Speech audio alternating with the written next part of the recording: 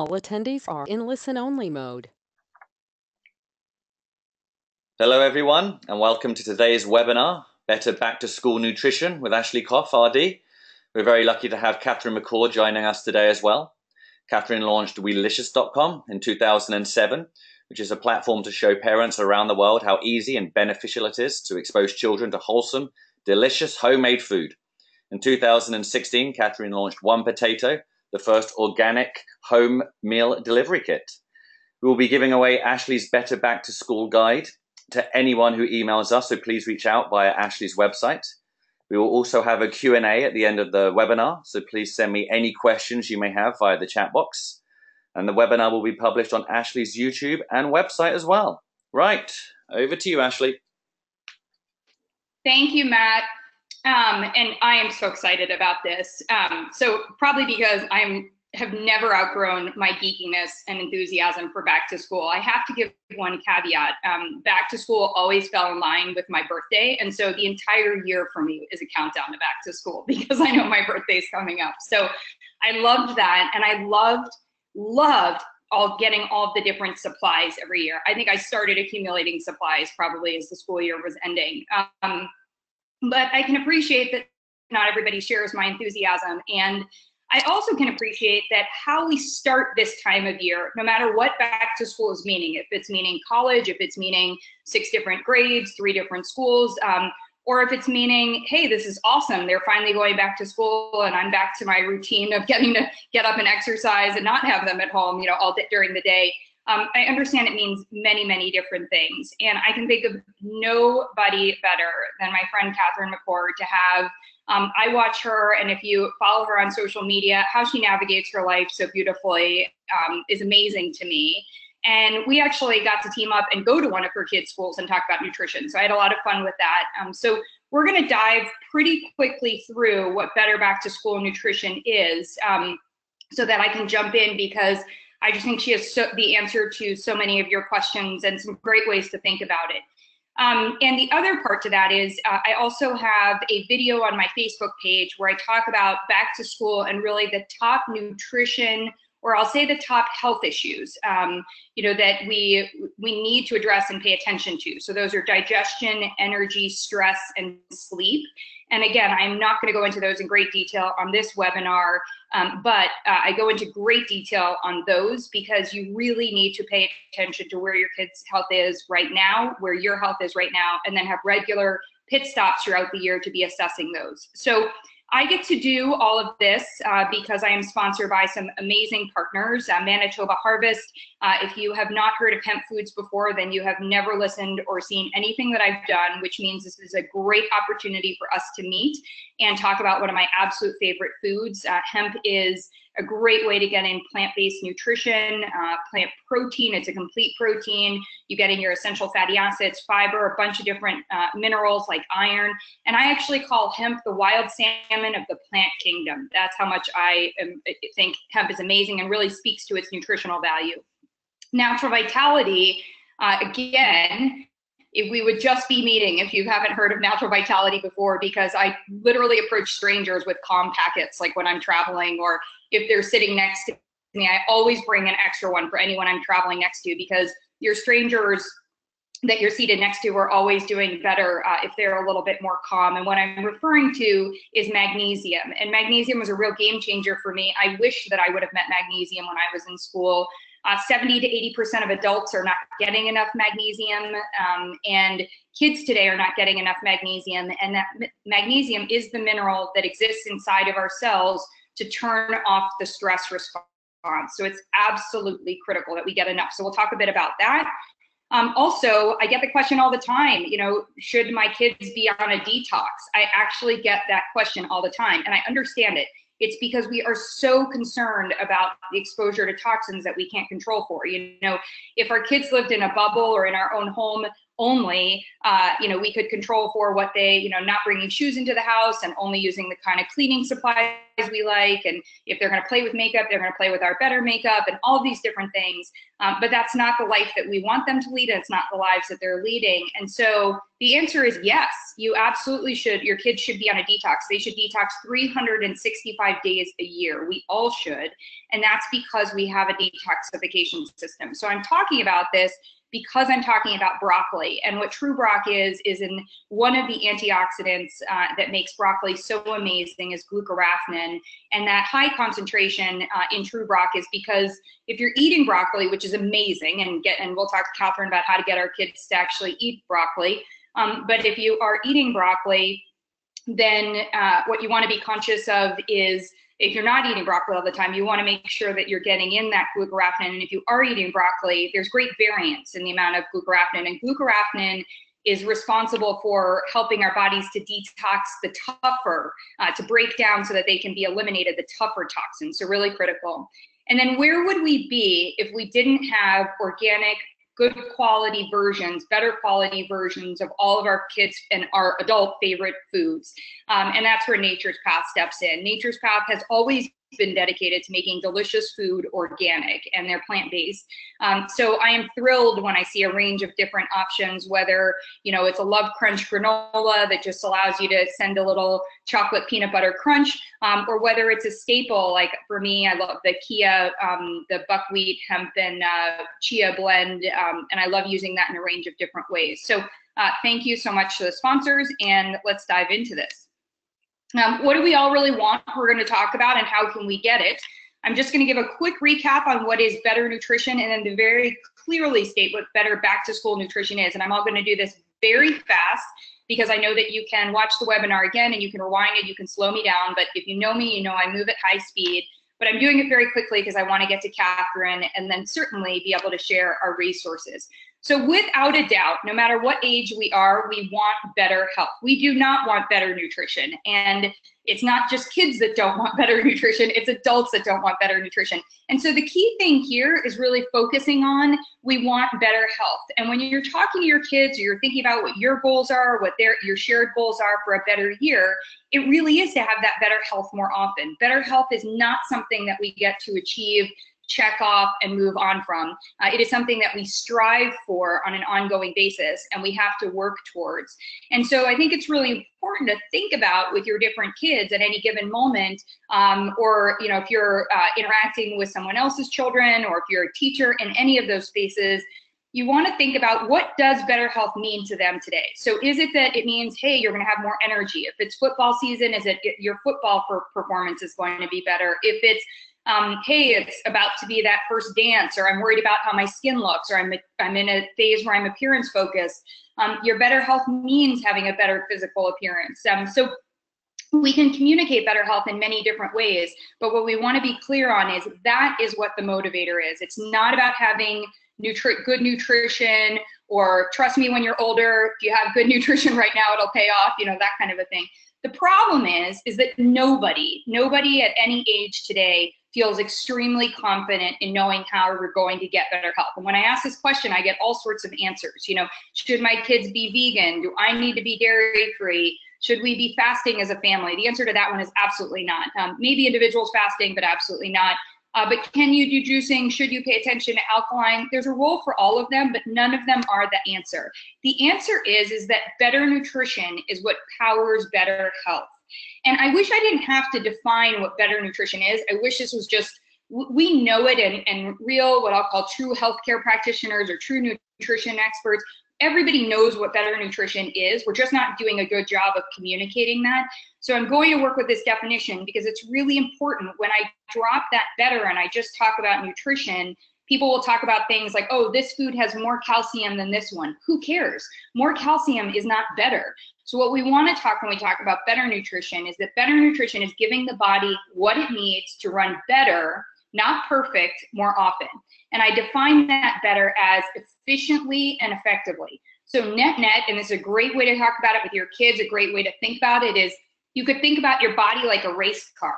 And you want that race car to win the race. But the way that the race car wins the race is by running efficiently and effectively the entire race. Anybody can blast out of the gate, but if you're not the fastest one at the end, if you're not getting to the finish line first, you're not going to win. And if you put spare food, if you put spare gas and spare air in the air, extra tires in the back of the car, or you clutter the car up with all this stuff, it just weighs down the race car. And so really what we're talking about from a better nutrition standpoint is only giving the body what it needs until it pit stops again. And I'll talk about that in a second as well. But just remembering that we need to focus in on the better nutrition powers your better health. I have a range of tools over on my website at Ashley Koff Approved. One of them is my Better Nutrition Plan, which is a really fun project. You can do it in your kids' class. You can do it for yourself. Basically, it's about 20 pages, and it takes you through 3 days worth, and you assess where your current nutrition is. And the reason you're looking at 3 days is, guess what? Not all of our days are the same. Some of our days are normal days, some of our days are not so normal days, and some of them are play days. And if you're not having play days, then we have to have a whole other conversation. But what we do in there is I teach you what better nutrition is and isn't. And you can see that from the commandments that we have here, it's things like it better be plant-based, like we talked about last month, or better be nutrient balanced. It better be delicious, because if it's not delicious, then you're going to go find something later on that is delicious. And if it's not delicious for your kids, then they're going to trade it for something that's delicious. So when we think about better nutrition, it needs to be these things more often, the commandments. And then what we can go into is thinking about how much are we having at one time. Remember that car analogy. If you put too much gas in a gas tank, what does it do? It's wasteful. It may be dangerous even. It overflows. It ruins your clothes. All this has happened to me because I've thought, gosh, I'll just keep pumping it to the very end. But the reality is what we just need is our portion size. We need how much our body wants at any one time, and then a refill. And when it comes to quality, this is a kicker for your kids. Your kids' bodies are developing right now. That is not an easy time for the body. The body has projects going on all the time. If we give the body what is the easiest for it to recognize, it knows what to do, and it can do all of those things, and it does them brilliantly. If we throw in a bunch of things that it has no idea what to do with, like an artificial color, it's thinking, oh my gosh, thank you, I'm about to get in all of these great nutrients, it helped my eyes or the blood or all this, and then it's like, wait a second, I just got in something that's providing me no nutrients, absolutely none, and oh, by the way, it might even be irritating me or my child's system. And so in that way, when we give it something that it doesn't recognize, even that looks similar but isn't going to work properly, then the body gets irritated and frustrated. And then we have to look at the other side of it when we think about ourselves for that part. And if we're doing this for ourselves, then our body is, which has been, that's been going on for a period of time, depending on your age, the body is now just building up frustration and building up irritation, and it often will show you and express that. Nutrient balance is going to be a really important one. I talked about the gas in the tank, the air in the tires, the engine, the oil in the engine. I don't even know a car, own a car, so I'm very impressed that I got all that right. But the key thing is you can't put gas in an engine and expect the car to run properly. And you also can't put gas in the tank and have air in the tires but no oil in the engine and expect the car to run properly. So I think that's really important. And the other thing is those non-starchy vegetables, all of those colors, that's our cleanup team. And we need a cleaner car. It doesn't have to be a pristine car, but we need a cleaner car, because if you've ever gotten into a really dirty car, first you can stain whatever you're wearing. You might find something that, is bad smelling or, needing to be dealt with, and it slows you down, or it could actually be dangerous in there.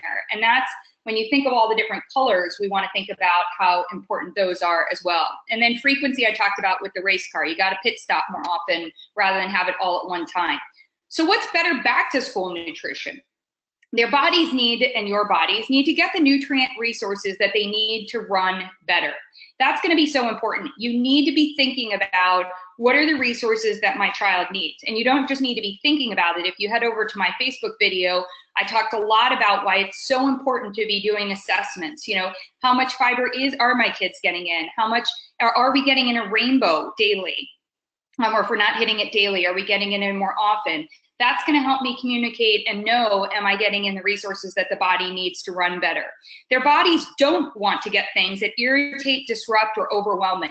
And I think that this is really important too. I'm the first to appreciate, I don't have kids as we know, but I was talking about spending the last week of babysitting my 10-year-old and 12-year-old niece and nephew up here. And we walked by a candy store every single day, by Uncle Willie's. And sure, I threw my hands in the air and was like, whatever, just go ahead. And there wasn't anything organic, or the artificial dyes were everywhere. And I was like, once is a treat. But, I think it's so important. And we had a whole conversation about YA and Ashley as opposed to that on a regular basis. And I said to them, I was like, you guys, there's so much for your body to do right now. It's like, I can tell you that these colors are not helping, and I would so much rather. And so the next couple of nights we made ice cream sundaes, and we did, we had gone and picked Maine blueberries and all this other stuff. So there are ways to totally enjoy your food and not giving it things that are going to irritate and disrupt and overwhelm. And then we want to make sure that their bodies can use what they get better. So digestion is, pun intended, at the core of everything.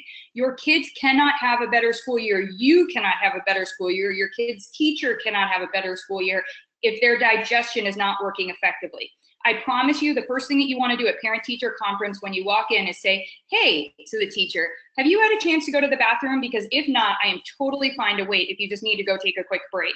And the chances are they are going to take you up on that, and you are going to have such a better parent-teacher conference. None of us work well when our digestion is not working well. And I think that's so important. And kids' bodies, because stress impacts digestion, kids' bodies, we need to make sure that we're paying attention to all of those signs related to digestion and how that's doing. And of course, I have an assessment for that, and I have my Better Checkup checklist also as one of the free guides that we can send to you. And you also want to make sure that they enjoy their nutrition more often. If we start having kids feel like food's not enjoyable and it's prescriptive at a young age, I promise you is the start of them lining up to be a patient of mine in their 20s, 30s, and onwards. I see so many people today that were forced to eat things or have had bad experiences with their food when they were younger. And the other side of when they enjoy their nutrition, they actually consume their better nutrition. So that is certainly why I have Catherine here today. Okay, I don't know, I totally forgot to change the top of the slide. It should say better back to school nutrition up there, but it does need to be delicious. It needs to be better quantity, as we were talking about. It needs to be nutrient balanced. It needs to be a rainbow. We need to hit in all of those colors. I love seeing the emphasis on green vegetables these days, but green vegetables are not more important than red, orange, or yellow, or blue. We do need to pay attention to the quality because unfortunately there's a lot of poor quality stuff that's out there. We do need to make it doable. And I think that's going to be really important, talking about, what can we keep in the freezer, or how can we save time, or what can we do if we don't have certain skills, or we have kids with different preferences.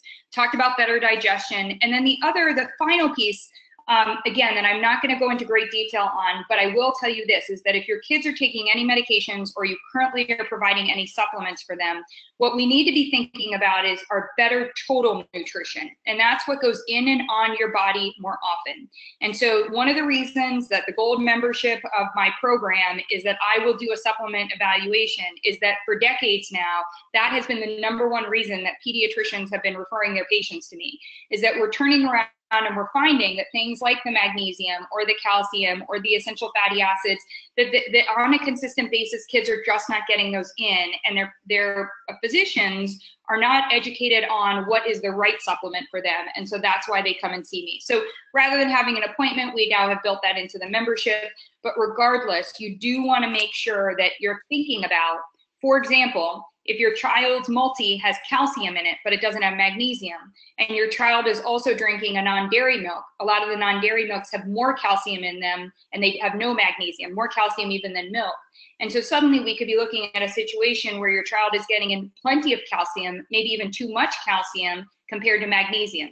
And calcium turns on the stress response. Yes, it builds strong bones, but it is your muscle contractor. It turns on the stress response. So you have to have adequate magnesium to turn it off. So it's just one example, but it's so critical for us to think about the great role that supplements can play and the great role that better quality body care can play in our total nutrition, but also the role that they are playing as well as our food and beverages. Okay, yay. Now I get to Catherine, yay. I'm so excited. And I just love looking at this picture, this page, because first of all, I feel like you're always smiling, but not in that like Pollyanna, the world's going to be just amazing always way, but just in this like, it's all right, we got this together way. So my dear friend, Matt gave a bit of an introduction, but I was thinking about it as I was putting the slide together, and I thought about, you play all of these different roles, right? You're a mom, a wife, an author, I mean, so many different things. And so I think what's so interesting,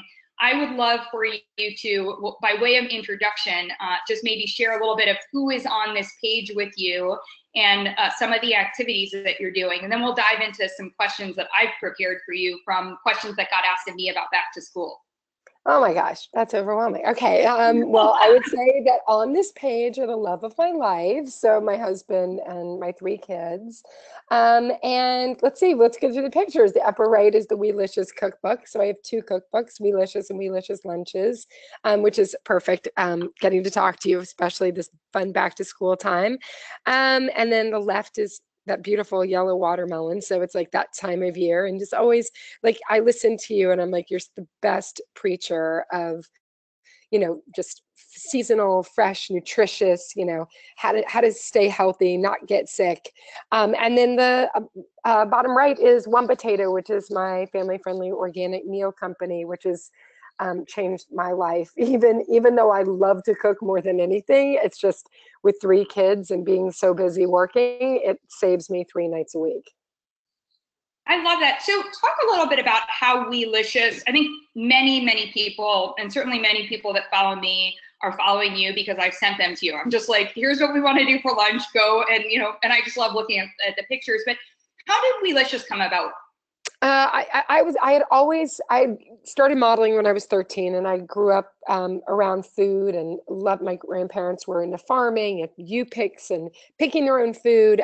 But I had also was growing up in Kentucky in the fast food generation, and also was getting to travel around the world with when I was modeling, and I really got to see different cultures, the way that they ate, the way they experienced food. I lived in Mexico as an exchange student when I was in 7th grade. I lived in Paris for a long time, really, I mean, like all over the world. And when I when I finished modeling, I realized one thing I'd always wanted to do was go to culinary school. And so I went to culinary school and worked in restaurants and catering companies. And then I had my son.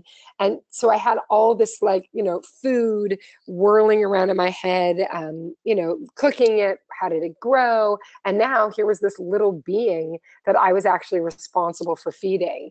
And that is how Weelicious got started. And with One Potato, I think that's interesting too, because I think one of the things that I hear, one of my patients said it best to me the other day, and it was like in confession. So she literally was like, couldn't really keep her eye with me.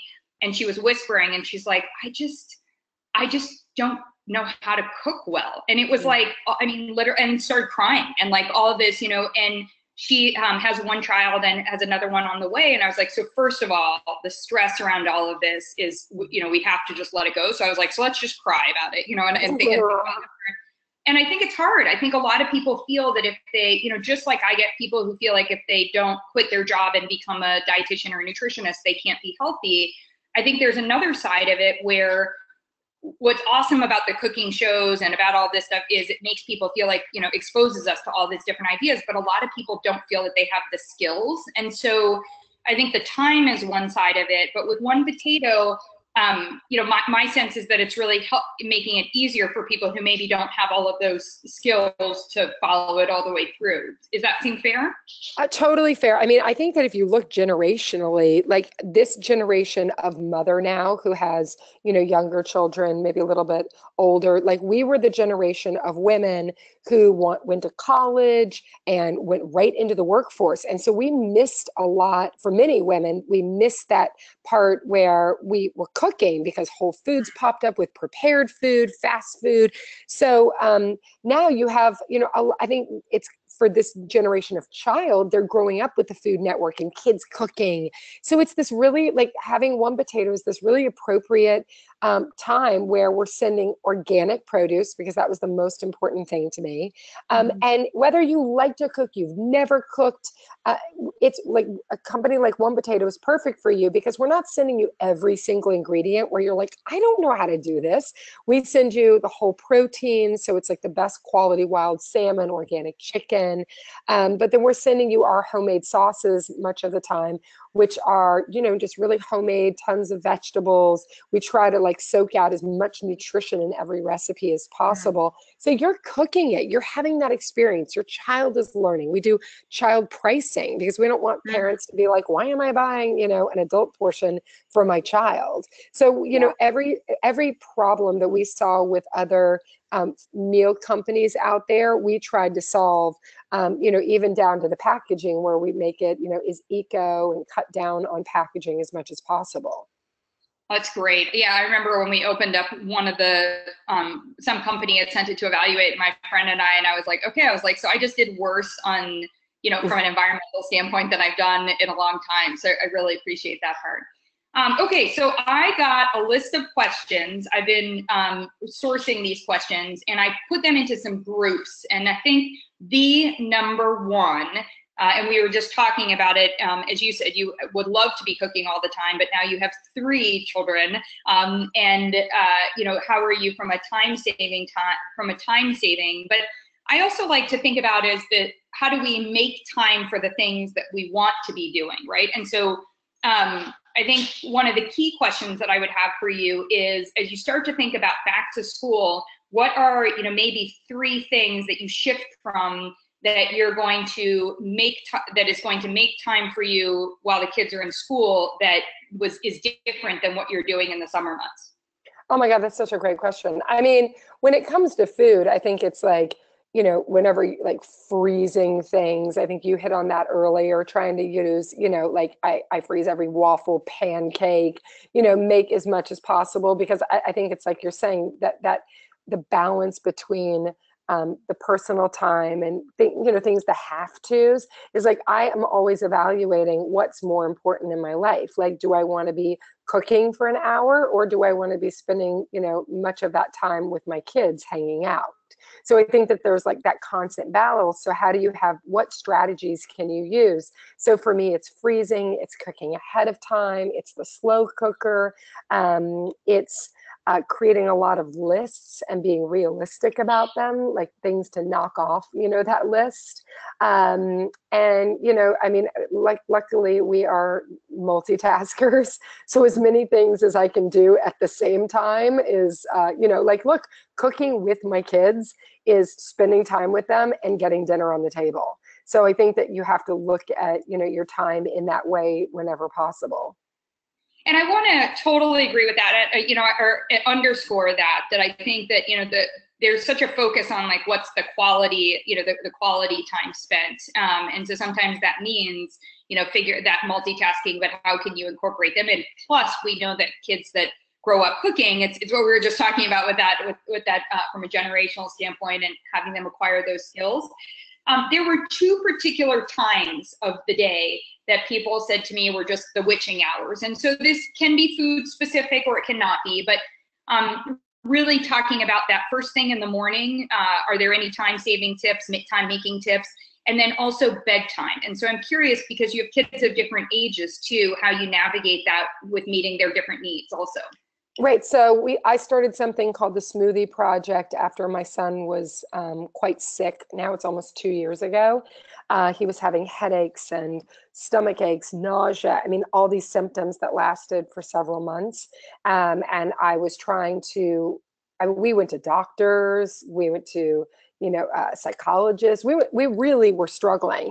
And I read this incredible book by Kelly Dorfman. I don't know if you know her. And there was literally this line, it's called Cure Your Kids with Food. And there was a line about the word smoothie. And literally the next day, because so much of the Weelicious principles are getting kids involved. And when they have choice, they're much more excited about eating certain foods. So I came up with this chart and it was all about smoothies, everything you could possibly put in a smoothie.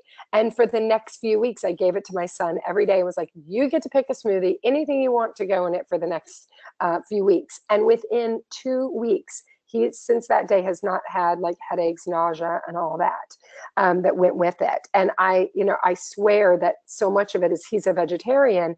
And I was like every morning giving him like pancakes and waffles and crepes. And I was like, all I'm doing is loading him up with like, flour, gluten, like things that aren't going to make his brain and body function at their maximum capacity. So going back to your question, one of the we do this, we have smoothies for breakfast, all 5 of us, even Gemma, even our baby, who started having a smoothie every morning when she was 10 months old. And it's like a great alternative to baby food. So at night I prepare, sometimes I soak nuts. I just like, so every day the smoothie changes. There's on weelicious.com, you can print out the smoothie project chart, and so you can hand it to your kids. But I sort of know what I'm going to put in the smoothie the next day based on what I want to make or what the kids have asked for. So I lay out as much as possible. So making a smoothie literally takes me 5 minutes, and that's breakfast. It's got protein, fruits, vegetables, and if the kids are still, like the older kids are still hungry, you know, for something else, I'll make them like toast or cereal or some oatmeal if they want. But most of the time, their smoothie is like what they have. And then at bedtime, you know, it's that same thing. I have a 2-year-old, 8-year-old, and 10-year-old. So, you know, we're trying to get the baby to bed by 7:30. And then at night, you know, when I have a little bit more time, I need to get them to sleep. But we tend to play a game at night or read a book together. So I'm getting that quality time. But, you know, I'm getting them to slow down, not with a screen, but with like a game where we're getting to talk, or just you know, reading a book together. And do you feel, going back to that notion of when your son was sick, did you feel like that was like, was that, hey, I now have to go see a bunch of doctors and make time for it? Or did you feel like it was something that as it was starting, you were like, okay, let me adjust his diet and then see how he does? No, it really, honestly, I mean, I think that, you know, we kept being like, because he is a vegetarian, he made this choice when he was 6. You know, it was, I mean, like I found myself even, and I think it's an easy thing that we as parents fall into, is especially if your child is a vegetarian, into just like giving them foods that aren't, you know, like more cheese, more bread. You know, it's just like if they can't have chicken, fish, meat, red meat, you know, it's just what you just keep going towards. And I just like, it just sort of to spiral that direction until I literally would look and I was like, wait a minute, I'm literally every morning giving him heavy carbohydrates for breakfast, and he's not getting the protein and fruits, you know, God forbid a vegetable for breakfast. So, you know, the day that we made that switch, it was sort of remarkable. I mean, this is what I do for a living. You know, you would have thought that I would have like figured it out by then, but we did. I was going to his pediatrician. I was going to several doctors. I mean, because I think that when your child is really not feeling good and they're, you know, he's not a complainer at all. So I knew it was accurate and real. He never complains about anything. So he was like an accurate reporter of what was happening in his body. Mm-hmm. I think that's really where I wanted to get to. I think it's so critical, you know, because so first of all, if you don't have a complainer and they're accurately reporting, that's going to make things in one way easier, right? Than if you have a child where they tend to come in and there's, you know, something going on and they're not even complaining, but that they're just, you know, there's a lot going on.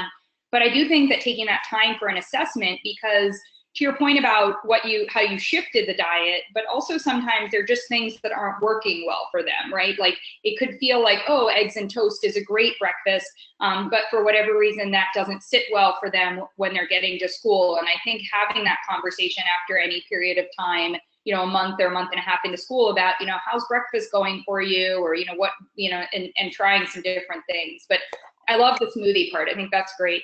I mean, yeah, and I would just go back to it. I think very important, there is no blanket statement for any child or human being.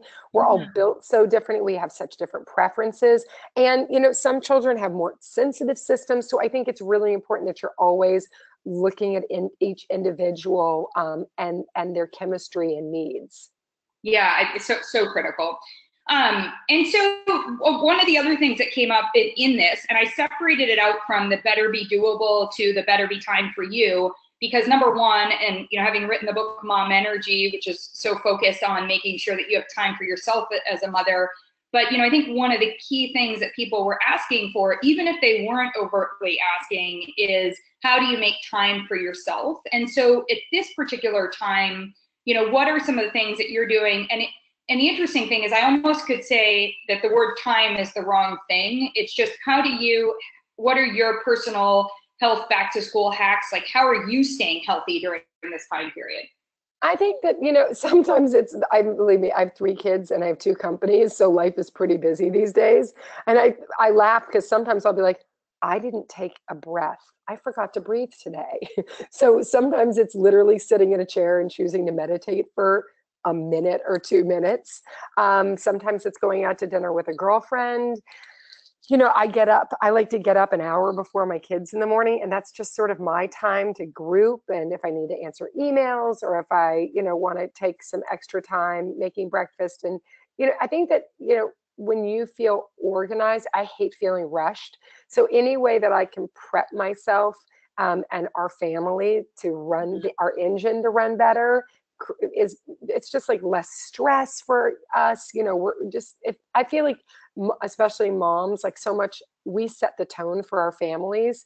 So if I'm treating myself right and giving myself whatever it is that I need, taking a walk with the kids, whatever it is, then your family is going to like kind of reverberate off of that and feel that same feeling.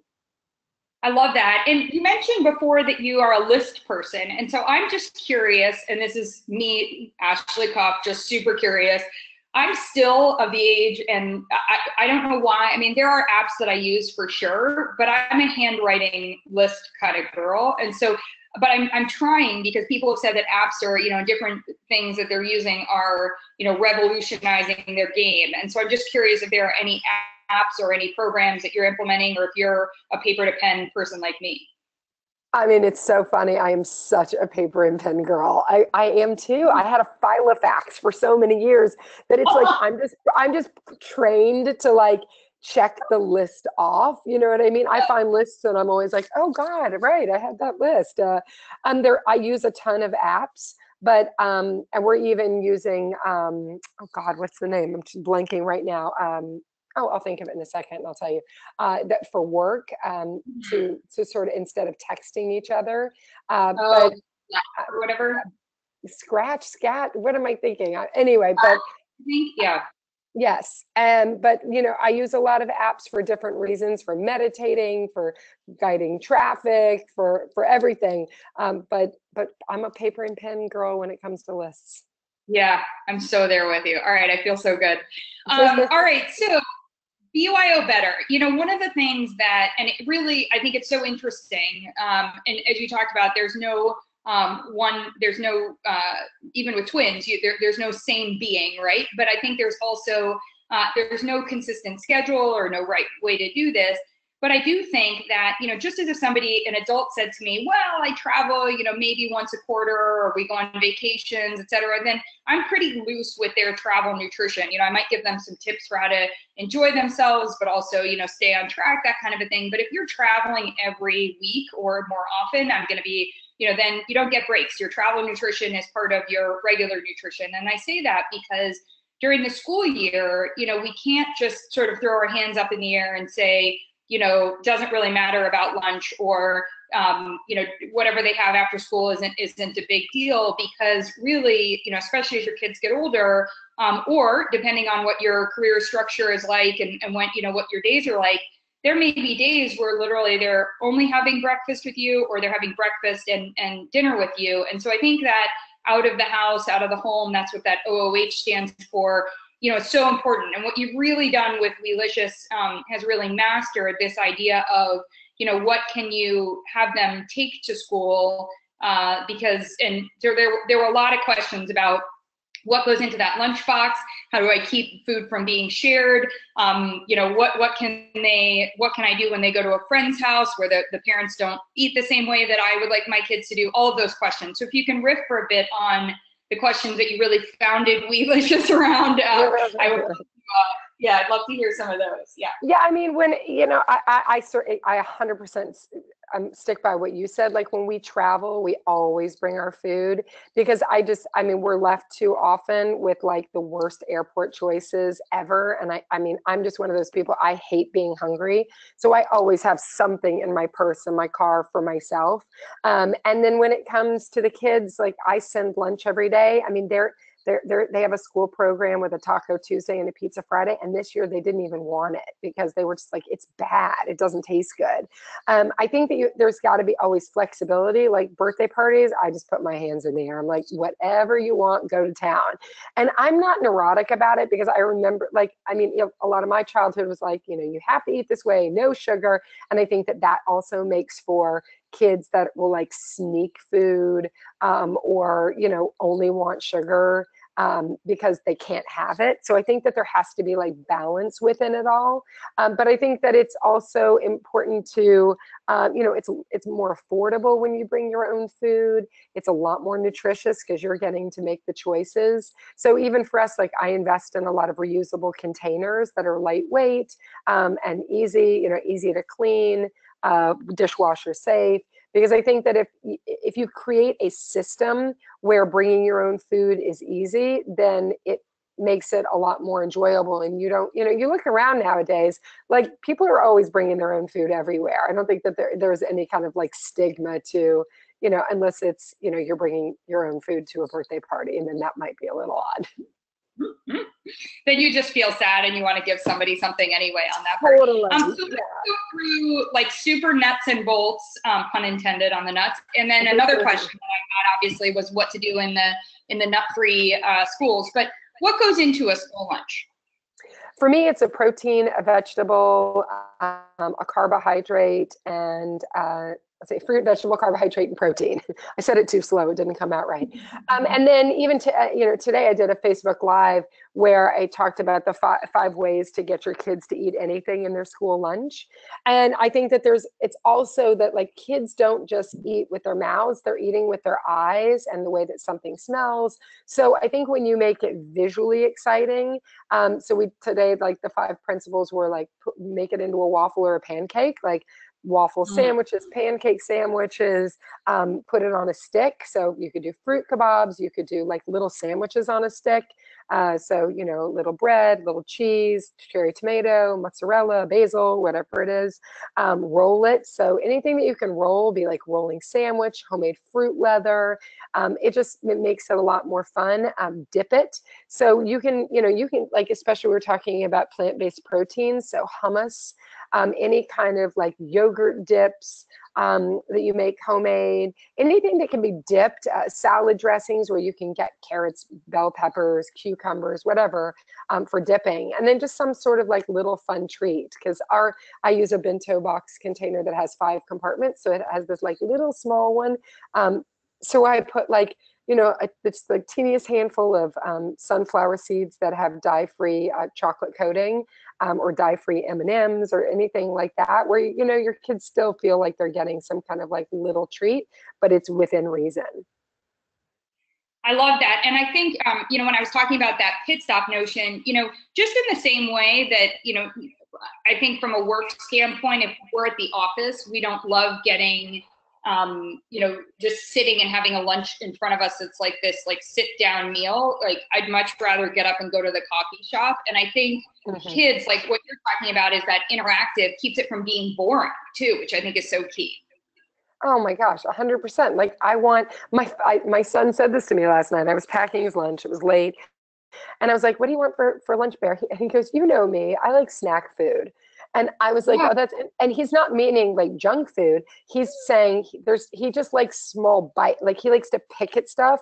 So instead of like a big sandwich, I make him sushi sandwiches. I just roll the bread and I put the same fillings, like cucumber, cream cheese, peanut butter and jelly, whatever it is, and roll it up into sushi sandwiches. He just likes to, kids are busy at school. They're like chatting. And so you have to like get every bite of nutrition in their little bodies as possible.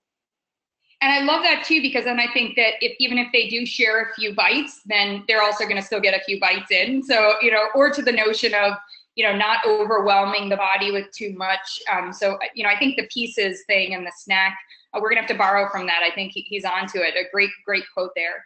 So how do you handle having 5 different mouths that I'm certain don't all have the same taste buds, nor do they have the same taste buds on any given day? I mean, this is the funniest part. My husband is vegan before 6, so he eats vegan until 6 o'clock every day. My son is a vegetarian. My daughter, Chloe, and I are like big old carnivores. And then I have a 2-year-old. So it's, I mean, I always feel like if I can pull it off, anyone can pull it off. So it's really just figuring out, you can create lists. Like I'm a big, again, back to the lists. I make every kid come up with 10 foods that they love, because then you can like mix and match them for breakfast, for lunch, even for dinner. And I always try to have like a protein or carbohydrate and a vegetable at dinner. And I think there's ways to jazz it up. Instead of steamed broccoli, like I pull out Bragg's, which are amino acids, and let the kids spritz it on their broccoli. Put toasted sesame seeds. Sometimes they'll take the salt, like a few little flakes of kosher salt, whatever it is that you think you're going to get a way to get your kids to eat that base food that is nutritious, but make it unique for everyone's different tastes. I love that. I love the list for the kids. I'm quoting that. That's going on Instagram. I'm like, I love it, because it's like, talk about a way to engage them, because then if it's on the list and they say they don't want it, you can be like, yeah, you put it on the list, So and it makes it less of a guessing game. If you're like, your kid loves yogurt, applesauce, cream cheese, bananas, like go on Weelicious. You can find like 20 different lunch recipes that include bananas. And you're like, oh yeah, I never thought about that. So I think it's just taking base foods and figuring out ways to be creative and manipulate them. Yeah, I love it. Total manipulation. Okay, so one of the things that I'm huge on in the nutrition and the health space is like reducing this guessing game of like, what do my kids need, or what do I need as an adult? And on the flip side, just hearing how good something is and deciding that we should do it. So that whole conversation I had at the beginning about calcium might be the problem and you need magnesium. Well, what if your child's not getting calcium, right? So, and the only way that we can know that is through assessments. And so, for me, my entire nutrition existence as a practitioner is helping people understand that you have to start from a point of assessing where you and your body are at, like before you want to go anywhere else. I like to say it's like, you don't get in and decide to go on a road trip and just put in your destination. Nothing can map it out if they don't know where you are right now. And I think that's so important.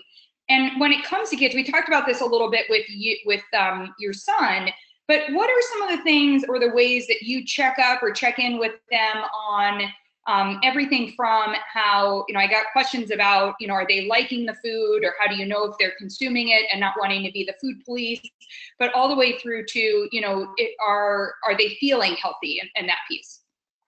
Yeah, I think that you're always trying to like have like honest conversations, see what's going on with your or your child's body. Are they, because there's so many different issues. Like that's why I always find you such a wealth of knowledge, because it's not just one thing. And I feel like all of us can maximize our nutrition every day, and our bodies are constantly changing.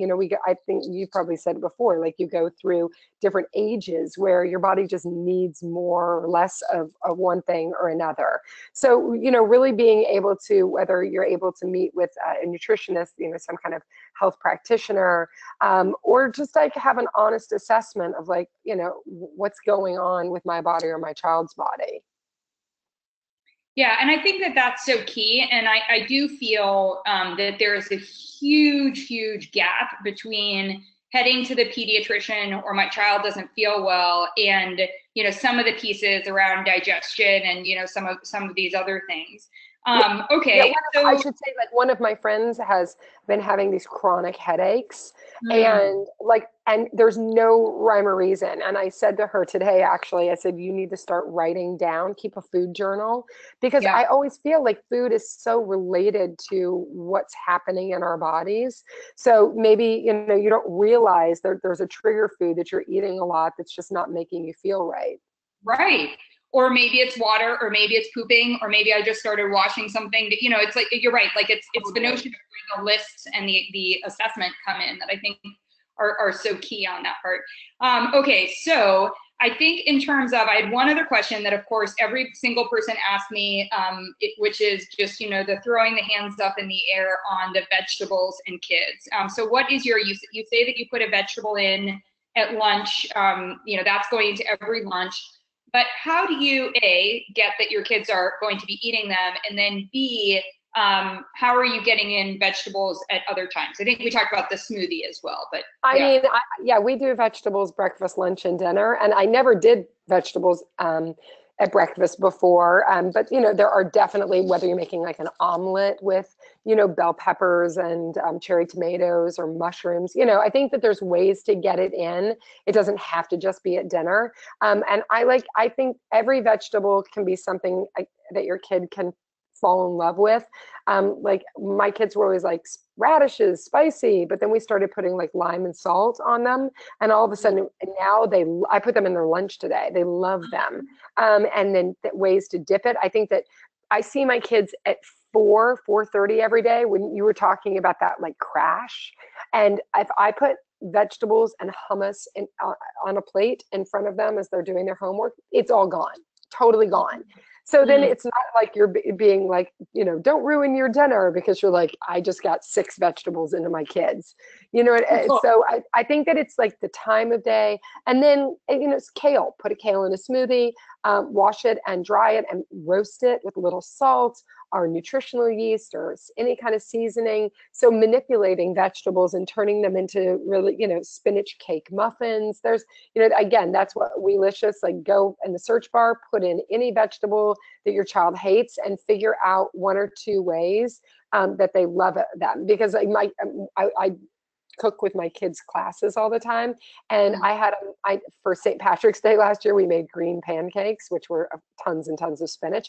And the kids came and they made them with me, stuffing the spinach in. And this mom emailed me later that day and she was like, my child has never eaten anything green ever. And yet now he came home today and was asking me to make them. So it's like that's such a win because it was the kid that was leading the charge, not the parent force feeding. Yeah. And I love, so first of all, I mean, obviously this is your job, this is your passion, and it's the gift that keeps on giving, because if you do this, then your kids, then when they go to their friends' houses and that kind of a thing. But I love even that idea of getting together and doing those cooking, for groups of friends and things like that, because I think sometimes too, if they try it at somebody else's house, it has a cool effect. Oh my God, I've done it with both of my kids' classes, and the calls and emails I get, I do food demos. Like I'll take 30 fruits and vegetables and let the kids smell them, taste them, play games with them. And you'll get all these kids that are like, oh my God, I just ate, something they've never eaten, like a passion fruit. And, what does it taste like? What is it like? And then they see their peers. And that's what makes it that much more exciting and interesting. Because I think so much of it is just, it's not that they don't like it, it's that kids have no choice in their lives. We take everything from them. So the one thing they can hold hostage is food. I love, that's a sad notion, but I also love it as a notion. So I just wanted to let everyone who is watching know Catherine was so generous, and we have several of her recipes on here, which I thought, and some of them are also from One Potato, which is great. So you can start to see, I mean, look at these meals. And one of the things I was noticing too is that I think you're going to have great leftover options, which means lunch is taken care of. So that part is also really great. It's the goal. Totally. So I wanted to just remind everyone that we do have our free back to school guide. If you would like it, it's more focused on the nutrition pillars that we were talking about, and also the video on Facebook is really about any of how to do the health assessment and really think about the health side of it. And the reason that I do those 2 things is that I cannot underscore enough, Catherine with Weelicious and now with One Potato really is your resource for literally everything you want to learn in this space. I picked the top questions that came out and then, that came to me, but as she was mentioning before, she's on Facebook Live. You can find her everywhere with Weelicious. And One Potato is now in which states, Catherine?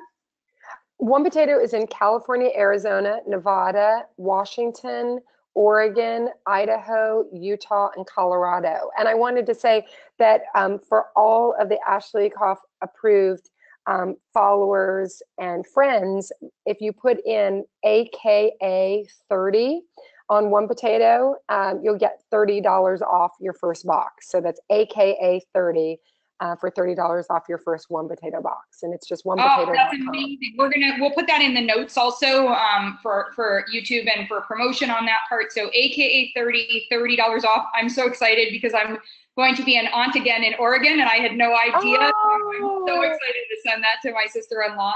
And you know, in terms of resources, I can't say highly enough. Please check out, and if there happen, I can't imagine, but if there happen to be questions that neither one of us has addressed, please share them with us, because we really would love to. You know, we both do what we do so that we can help everyone do better, and you know, it's really a privilege to be able to answer those questions. So Matt, I'm going to turn it back over to you. Yeah, we have a couple of questions. So we've got about 5 minutes. So would love to send them your way. So the first one, my child's school doesn't allow any nuts. What are good protein options? So for me, for me, I mean, this is all the time. Seeds, we love seeds. So whether that's making some brown rice and putting some toasted sesame seeds, there's a bunch of recipes in the Weelicious Lunches cookbook and Weelicious.com for toasting like maple pumpkin seeds, sunflower butter and sunflower seeds. So those are all really, really great alternatives, and especially that sunflower butter that you can find Wild Friends, Trader Joe's, a bunch of different companies are making it now. Yeah, and I would throw in, because I'm just obsessed with hemp, so I do hemp pesto, etc. The only comment that I would make, and this is actually specific as well also to nuts, is that we really want to avoid mono eating a nut or a seed. And so I'm going to answer the question directly, which is, if you do move away and you're sending seeds with your kids, then do what Catherine was talking about here and really try out different varieties, and also different varieties. First of all, some kids are going to like different flavors, and they have different pairings and textures. But what we want to avoid is the mono eating, because you can actually you do better with the nutrient resources that anyone gets in their diet by having a variety there. And on the flip side, if we just expand on that question for a moment, for those that are moving to nuts and seeds and away from dairy, which I totally love and think there's great opportunity in, we also want to make sure that we're not mono eating. So, you know, if you're doing almond milk in a smoothie, you don't want to be doing almond butter and then doing almond ice cream and almond this. You really want to open it up to the nuts and the seeds, even if you know, there is a reason that you're avoiding just one.